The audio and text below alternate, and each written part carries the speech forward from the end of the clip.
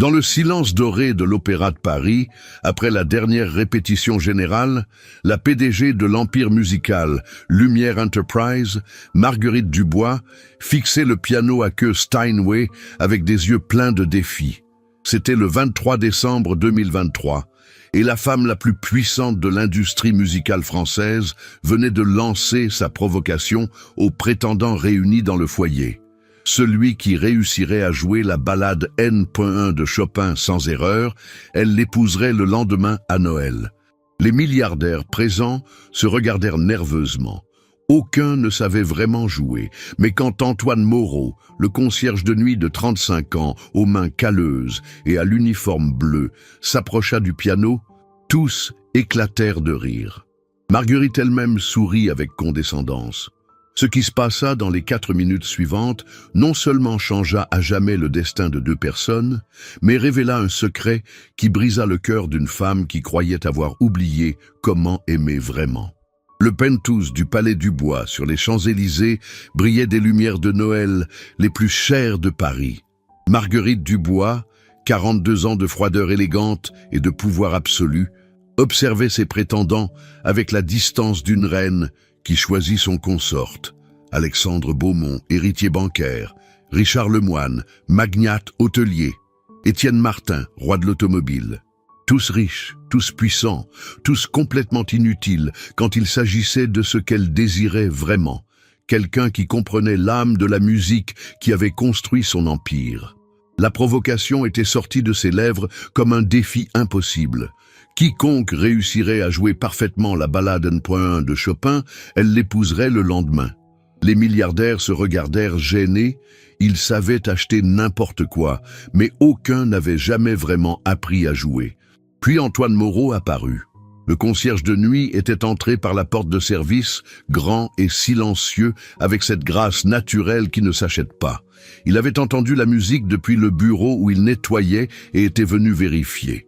Quand Marguerite expliqua le défi, elle le regarda avec cette condescendance qu'elle réservait au personnel, sûre que lui aussi, comme les autres, ne saurait pas distinguer Chopin d'une sonnerie de téléphone. Mais quelque chose dans les yeux noisettes d'Antoine s'alluma quand elle mentionna cette ballade. Pas de l'humiliation, de la détermination. Il demanda s'il pouvait essayer et Marguerite rit, amusée par la présomption d'un simple concierge. Antoine s'assit au piano Steinway. Un moment, il ferma les yeux, comme s'il rappelait des souvenirs enfouis au plus profond de l'âme.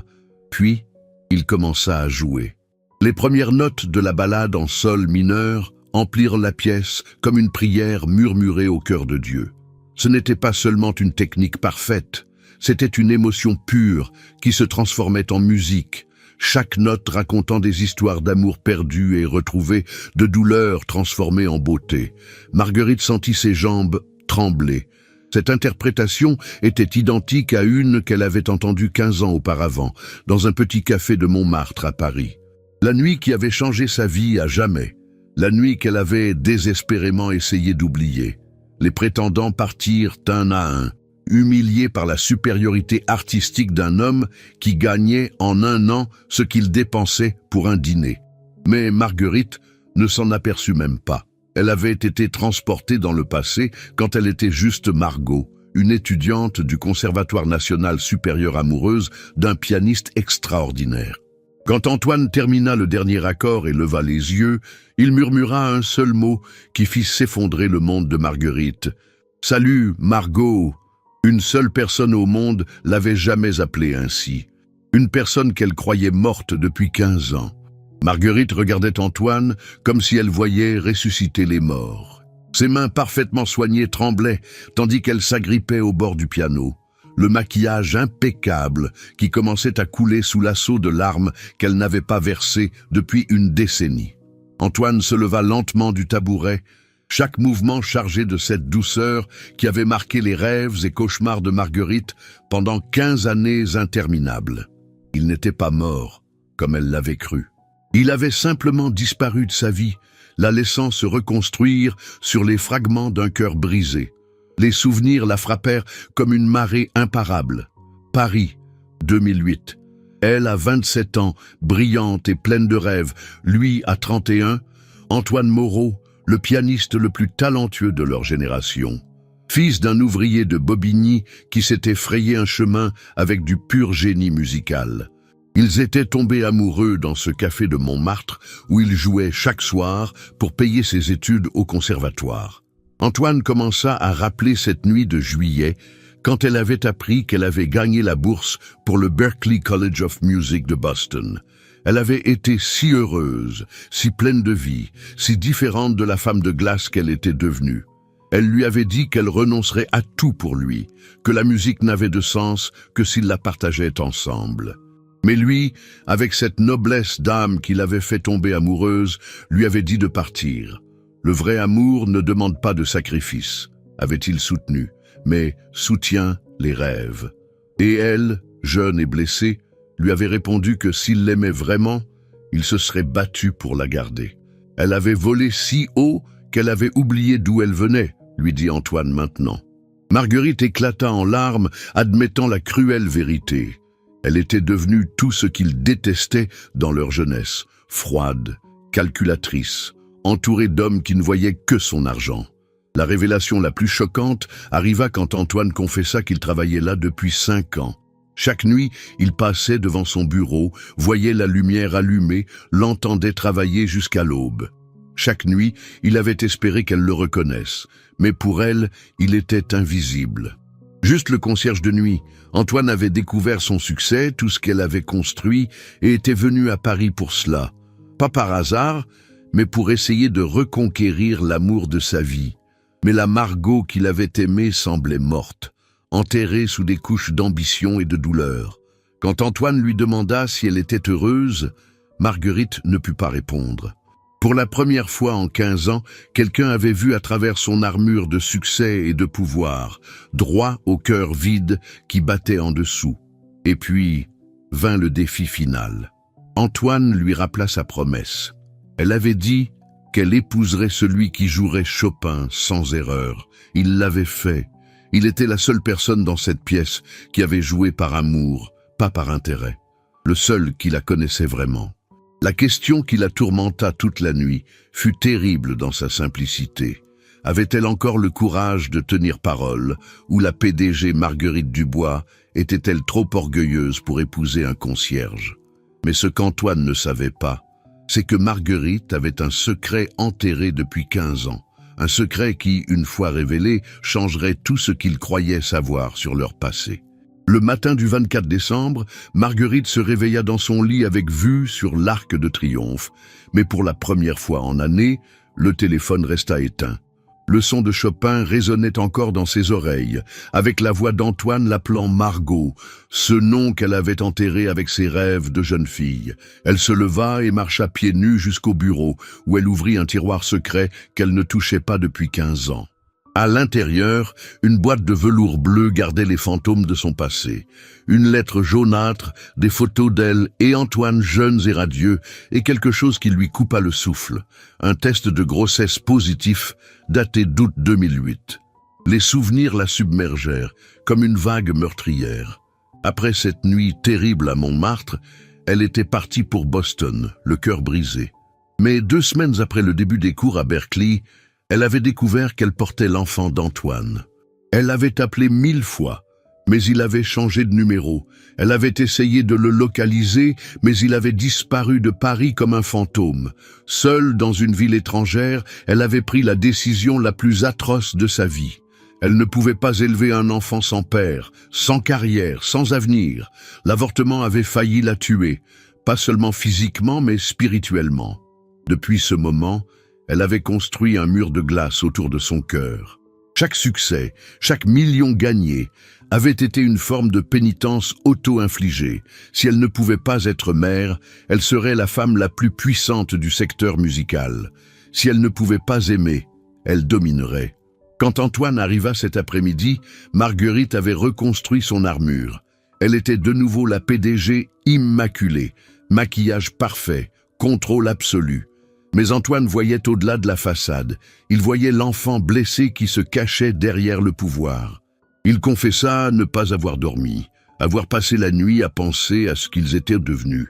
Il lui révéla qu'il avait commencé à travailler précisément dans ce palais 5 ans auparavant, après avoir découvert qu'elle y travaillait. Ce n'était pas une coïncidence. Il avait appris son succès et était venu à Paris pour elle. La confession la plus dévastatrice arriva quand Antoine admit que cette nuit à Montmartre, quand il l'avait laissé partir, ce n'était pas de la noblesse. C'était la plus grande erreur de sa vie. Il avait passé 15 ans à regretter chaque jour où il l'avait vue dans ce palais sans être reconnu avait été un enfer personnel. Il s'agenouilla devant elle, demandant une seconde chance. Mais Marguerite, avec le poids du secret qui l'écrasait, continuait à répéter qu'il était trop tard. Margot était morte, avec tout ce qu'ils avaient perdu. Quand Antoine demanda ce qu'ils avaient perdu en plus d'eux-mêmes, Marguerite murmura un mot qui contenait toute la douleur du monde. Tout. Mais Antoine avait aussi un secret qu'il avait découvert 5 ans auparavant et qu'il avait gardé caché, attendant le bon moment. Un secret qui changerait à jamais le cours de leur histoire. Antoine prit les mains de Marguerite dans les siennes, et cette fois, elle ne s'écarta pas. Il y avait quelque chose dans ses yeux qui la préparait à un choc encore plus grand que celui qu'elle avait déjà subi. En 2019, quand il avait commencé à travailler dans le palais, Antoine avait engagé un détective privé pour reconstituer la vie de Marguerite pendant les années de leur séparation. Tu aimes cette histoire, Makwa? Laisse un petit like et abonne-toi à la chaîne. Maintenant, reprenons la vidéo. Il voulait comprendre comment elle était devenue si différente de la fille qu'il avait aimée.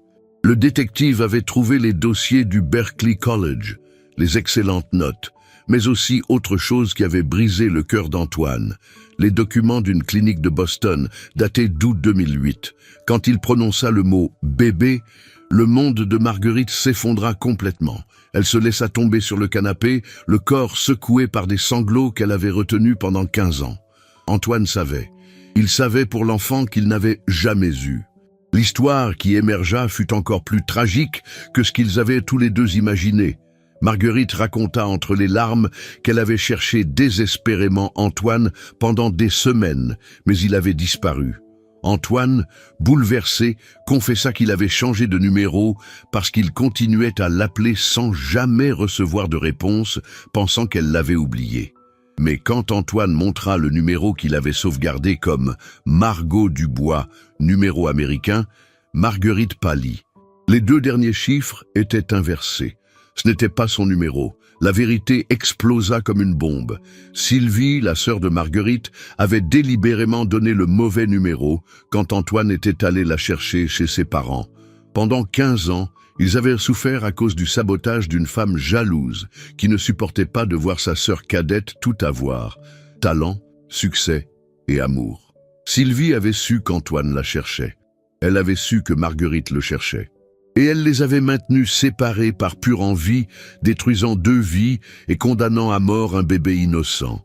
Antoine, dévasté, confessa que s'il avait su pour le bébé, il aurait fait n'importe quoi pour elle. Ils auraient trouvé un moyen ensemble. Marguerite pleura encore plus fort, racontant la terrible solitude de cette décision, prise dans un pays étranger sans l'homme qu'elle aimait. Elle avait construit son empire comme forme de pénitence. Chaque succès une tentative désespérée de combler le vide laissé par cette perte. Mais la douleur n'était jamais passée, pas même un jour. Quand Antoine lui demanda si elle était encore capable d'aimer, Marguerite confessa que la veille au soir, en l'entendant jouer, elle avait eu la sensation d'être rentrée chez elle, d'être de nouveau elle-même. À ce moment, le téléphone sonna. C'était Sylvie. Et Marguerite, avec une détermination qu'elle ne ressentait pas depuis des années, décida qu'il était temps de régler les comptes avec le passé une fois pour toutes. La conversation fut brève et définitive. Marguerite dit à sa sœur que le lendemain, à Noël, elle épouserait Antoine et qu'elle n'était pas invitée. Mais quelqu'un avait tout entendu et les conséquences seraient plus explosives que ce qu'ils pourraient tous les deux imaginer.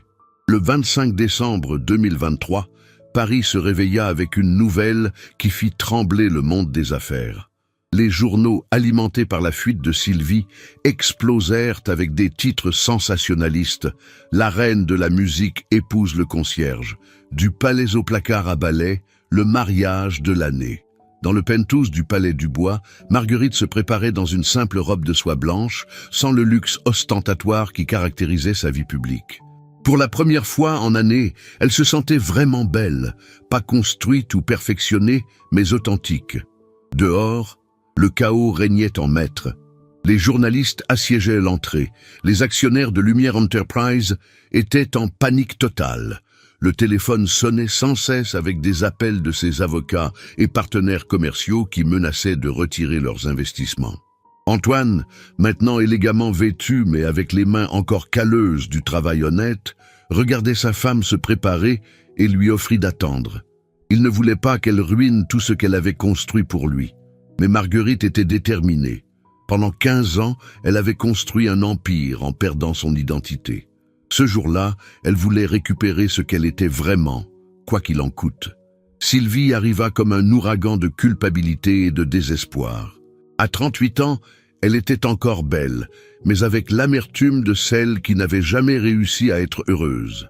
Elle supplia Marguerite de ne pas épouser Antoine, de ne pas tout jeter pour un amour du passé. Ce fut alors que Marguerite révéla la vérité la plus douloureuse. Elle avait perdu un bébé, l'enfant d'Antoine, parce que Sylvie les avait séparés avec ses mensonges. La confession frappa Sylvie comme une gifle mortelle. Elle n'avait jamais su pour le bébé, mais maintenant elle comprenait l'énormité du mal qu'elle avait causé. Repentante et détruite, Sylvie demanda pardon et la permission d'assister au mariage. Marguerite, guidée par la sagesse d'Antoine, accepta, mais comme sœur, pas comme invitée d'honneur. L'après-midi, dans la petite église de Saint-Julien-le-Pauvre, se célébra le mariage le plus simple et le plus vrai de la vie de Marguerite. Il n'y avait pas de fleurs chères, ni de musique d'orchestre. Juste Antoine, au piano de l'église, jouant Ave Maria, pendant qu'elle marchait vers l'autel. Peu de personnes étaient présentes. L'abbé Michel, le curé, Guillaume le portier comme témoin, Sylvie qui pleurait en silence, et Pierre, le père d'Antoine venu de Bobigny, spécialement pour rencontrer la femme dont son fils parlait depuis 15 ans. Quand l'abbé Michel demanda s'ils se prenaient l'un l'autre comme époux, tous deux répondirent « oui », avec une conviction qui leur manquait depuis trop longtemps. Mais pendant qu'ils s'embrassaient devant l'autel, dehors, une foule de journalistes et de caméras les attendait. Le monde réel était sur le point de mettre leur amour retrouvé à l'épreuve de manière qu'ils ne pouvaient encore imaginer. La vraie bataille pour leur avenir ensemble ne faisait que commencer. Une semaine après le mariage, la réalité frappa avec la force d'un ouragan financier. Dans le bureau qu'ils partageaient maintenant, Marguerite et Antoine regardaient les dégâts avec le calme de ceux qui avaient consciemment choisi l'amour plutôt que le profit. Les actions de Lumière Enterprise avaient chuté de 40%. 3 membres du conseil d'administration avaient démissionné. Plusieurs partenaires commerciaux avaient rompu les contrats. Mais quelque chose de magique se passait. Hans Müller, directeur de la Philharmonie de Vienne, appela avec une proposition révolutionnaire. Il avait suivi leur histoire dans les journaux et, au lieu d'être scandalisé, avait été fasciné. Il proposa un concert spécial à Vienne, Marguerite comme productrice et directrice artistique, Antoine comme pianiste principal. Une soirée pour démontrer au monde qu'amour et musique étaient la combinaison la plus puissante qui existe. C'était la première fois en années que quelqu'un proposait à Marguerite un projet qui impliquait le cœur en plus du cerveau. Ils acceptèrent immédiatement. Dans les mois qui suivirent, ils transformèrent Lumière Enterprise en quelque chose de complètement nouveau. Au lieu de se concentrer uniquement sur les profits, ils créèrent une plateforme pour artistes émergents. Antoine recommença à jouer professionnellement, cette fois avec le soutien total de la femme qu'il aimait. Leur premier concert ensemble à Vienne fut un triomphe que personne n'attendait. Antoine au piano, Marguerite dirigeant l'orchestre pour la première fois en 15 ans. Quand ils terminèrent avec la ballade N.1 de Chopin, la même qui les avait réunis, il n'y avait pas un œil sec dans le public. La critique musicale internationale parla de magie pure et d'amour transformé en art. Économiquement, il gagnait la moitié d'avant. Mais Marguerite se réveillait heureuse chaque matin. L'argent n'était que du papier, ce qu'ils avaient maintenant n'avait pas de prix. Un an plus tard, dans la même église de Saint-Julien-le-Pauvre, ils renouvelèrent leurs vœux. Cette fois, il y avait des centaines de personnes, artistes qu'ils avaient aidés, amis de leur nouveau chemin, même quelques anciens partenaires commerciaux qui avaient appris à apprécier leur approche révolutionnaire des affaires. Sylvie était là, maintenant mariée à un professeur de musique, rencontré au concert de bienfaisance de sa sœur. Avant la cérémonie, elle murmura à Marguerite un seul mot. « Merci. Merci de lui avoir appris que pardonner est la forme la plus pure de l'amour. » La vraie magie arriva quand Pierre, le père d'Antoine, s'approcha de l'autel en tenant dans ses bras Élise, un bébé de 6 mois que Marguerite et Antoine avaient adopté d'une jeune pianiste qui ne pouvait pas l'élever. Pendant qu'ils marchaient dans l'allée, Marguerite regarda Antoine et comprit qu'ils avaient fait quelque chose de plus important que reconquérir le passé. Ils avaient créé un avenir, quelque chose qui était entièrement à eux. Quand ils s'embrassèrent devant l'autel, avec Élise qui riait dans les bras du grand-père et la musique de Chopin qui remplissait l'église, tous comprirent une vérité universelle. Les plus belles histoires sont celles qui commencent par un adieu et finissent par un retour à la maison.